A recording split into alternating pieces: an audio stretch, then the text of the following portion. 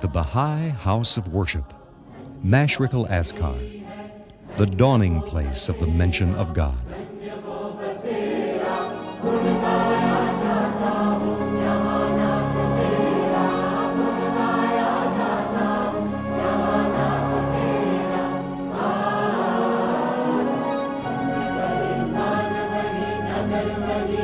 It is an achievement of the human spirit, marking the conclusion of the first century of the Baha'i faith in the Indian subcontinent.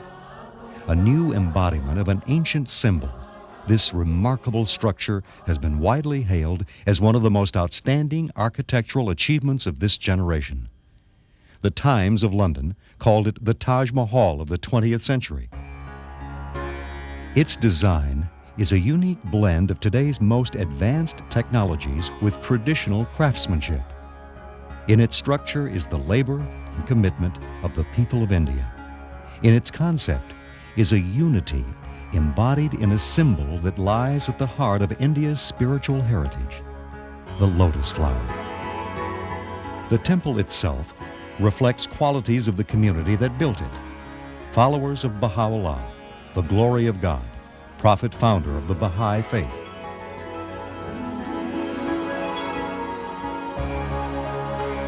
In just over a century, this young faith has spread throughout the planet, reconciling ancient religious beliefs with the knowledge and needs of today, proclaiming the oneness of God, the oneness of religion, the oneness of all humanity.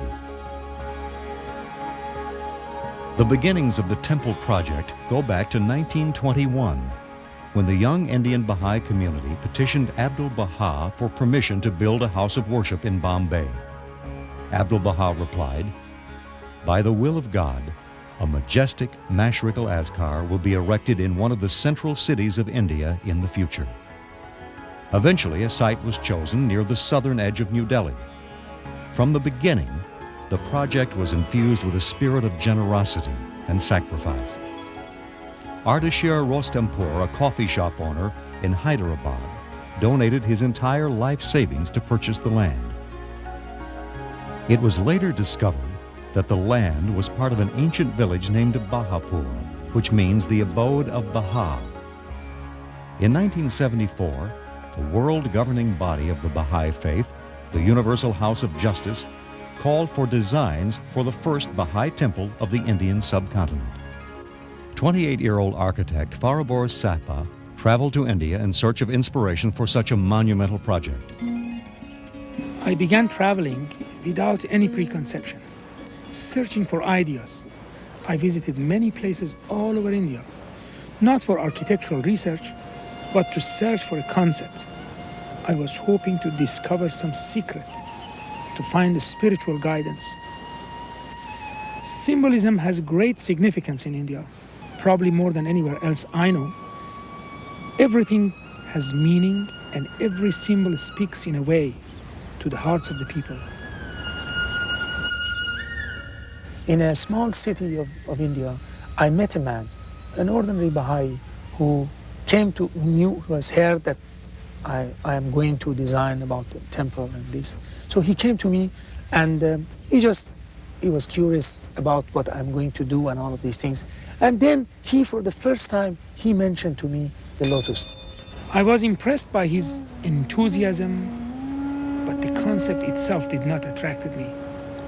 Yet, as I returned to travel, everywhere I went, I saw the lotus in front of me. I could not escape from this concept. I was seeing it everywhere.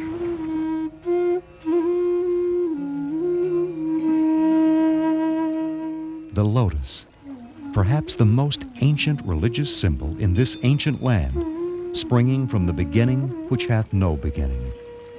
The early Vedas state that this blossom was born of the light of the constellations. Ancient Brahmanic myths identify the lotus as the first living thing to emerge from the primordial sea, the starting point for the evolution of all created things. Now, the lotus came to be embodied in the bold and creative design for the Baha'i temple. All the people in all the religions, they have accepted Lotus as a unique symbol of spirituality, purity, and it represents the messengers of God. Mr. Sahba's drawings describe a remarkable structure. 3 rows of 9 petals, each spring from a podium, which elevates the building above the surrounding plain. The first 2 rows curve inward, embracing the inner dome, rising to 34 meters. The middle set of petals reaches more than 22 meters, some 70 feet into the air. The third layer curves outward to form canopies over the 9 entrances. The diameter across the entrance petals is 70 meters, 230 feet. The main load of the building is borne by 9 large archways, which frame the central auditorium. The main building is surrounded by 9 pools of water, whose shape suggests the floating leaves of the lotus. The central circular auditorium seats 1,200 people with the ability to accommodate an additional 1,000. The entire superstructure functions as a series of skylights, allowing light into the central hall the same way light passes through the petals of a lotus flower. The new temple in India joins the distinguished company of Baha'i houses of worship on every continent. All share certain design elements: the 9-sided structure, a central dome, interiors bathed in natural light, symbolic of unity and the light of divine guidance. Yet each is unique, expressive of the cultural heritage of its own area. Mr. Sahba's breathtaking design was readily accepted, but his unusual concept presented a formidable engineering problem.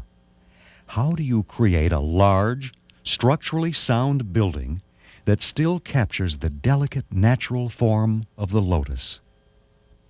To tackle the problem of structural design, Mr. Sahba chose the Flint & Neal Partnership of London as structural consultants.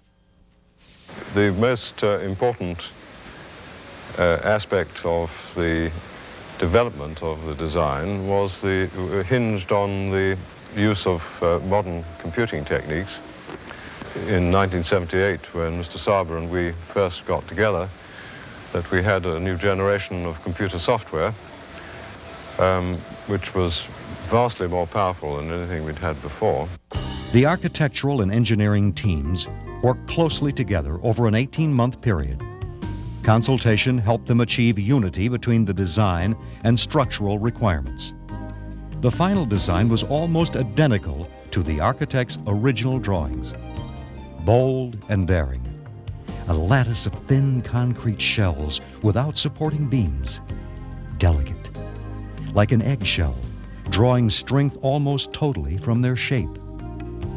Freestanding petals, complex curves and arches, utterly impossible to build without the most advanced technology. Yet Indian construction techniques are labor-intensive, with minimal equipment and time-worn methods. A leading British architect commented at the time, "To build such a structure in Europe would be extremely difficult. In India, impossible."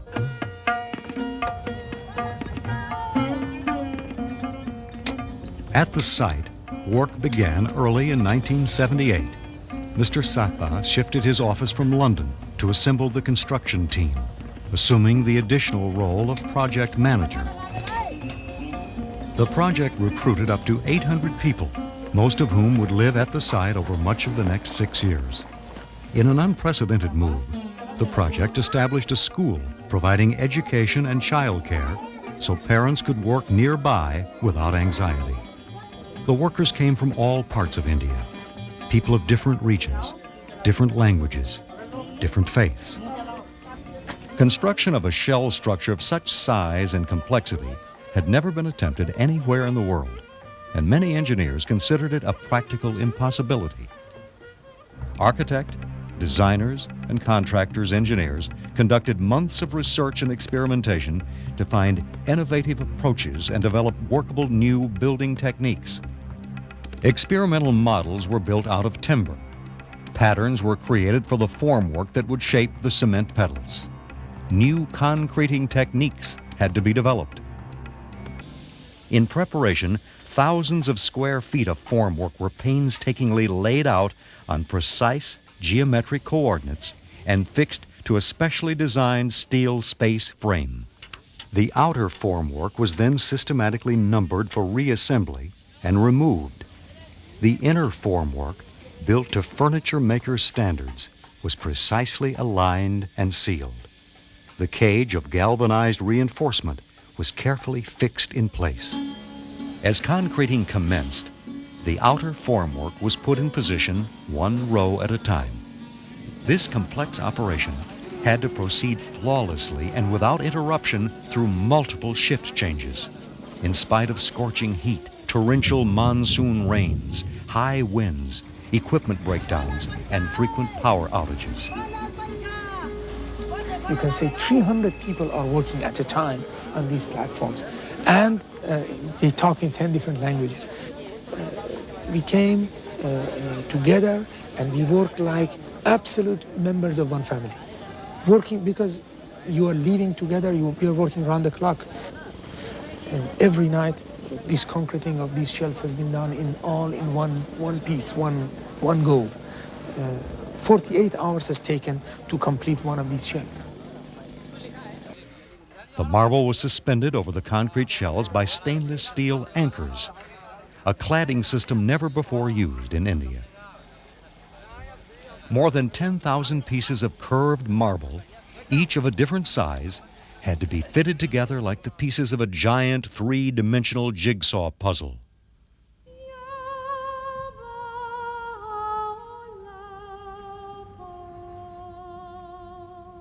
The challenge of the project produced story after moving story of great personal sacrifice, as Baha'is from throughout India, Baha'is from throughout the world often gave whatever they had to help the work proceed.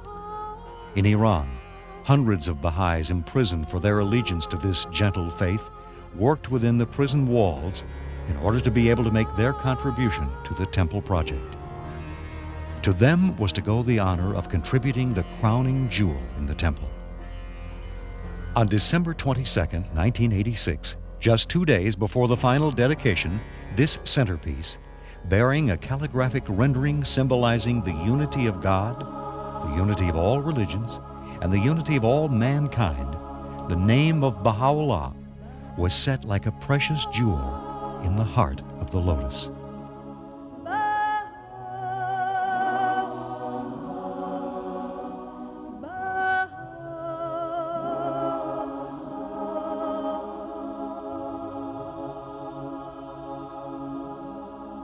For Baha'is, such sacrificial acts evoked memories of the suffering of Baha'u'llah. A small cachet containing dust gathered from his shrine was cemented beneath the marble above the majestic archway facing the Holy Land.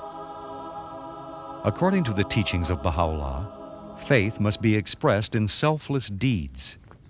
For the Baha'i community, the completed temple stands as a witness to the spiritual oneness of all religions and to their commitment to build a peaceful and united world.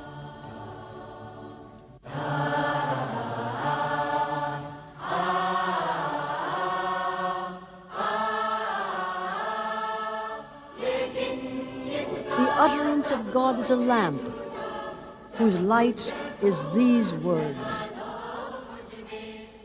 Ye are the fruits of one tree, and the leaves of one branch. So powerful is the light of unity that it can illuminate the whole earth.